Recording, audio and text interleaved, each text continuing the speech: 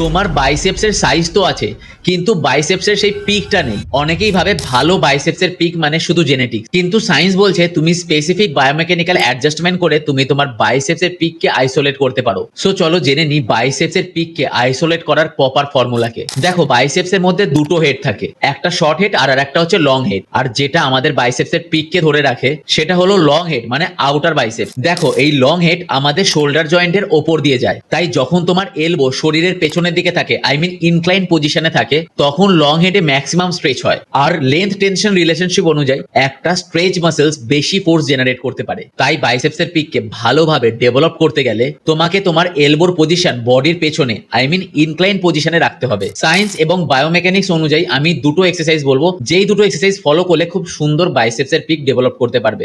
Number 1 exercise হচ্ছে incline dumbbell curl. এই এক্সারসাইজটা করবার সময় বেঞ্চকে 45 টু 60 ডিগ্রি অ্যাঙ্গেলে রাখো আর এলবোকে ফিক্স রেখে বাইসেপস কার্ল করো। এই এক্সারসাইজটা পুরোপুরি আমাদের লং হেডকে খুব সুন্দরভাবে আইসোলেট করে। নাম্বার 2 এক্সারসাইজ হচ্ছে ন্যারো গ্রিপ বারবেল কার্ল। এই এক্সারসাইজে বারবেল ধরার সময় হাতটাকে একটু ক্লোজ মানে ন্যারো করে রাখো, এতে টপটা আমাদের আউটার বাইসেপসে শিফট করে যায়। আর একটা প্রো টিপ মনে রাখবে, সেটা হচ্ছে পিঙ্কি ফিঙ্গার রোটেশন। মানে বাইসেপস কার্ল করবার সময় আপনার এই পিঙ্কি ফিঙ্গারটাকে বাইরের দিকে রোটেট করুন, এতে আমাদের বাইসেপসের পিক খুব সুন্দরভাবে কন্ট্রাক্ট হয় এবং যার ফলে পিকটা খুব সুন্দরভাবে ডেভেলপ হয়। কারণ আমাদের বাইসেপসের মাসেলের কাজ শুধুমাত্র ফ্লেকশন করা না, সুপিনেশন করাও। তাই জেনেটিক্স থাকুক বা না থাকুক, সায়েন্সকে ইউজ করলে বাইসেপসের পিক বিল্ড করা সম্ভব। আর এরকমই বায়োমেকানিক্স বেসড টিপস পেতে ফলো করুন হাইপোটোপিয়াকে। Train smart, not just hard.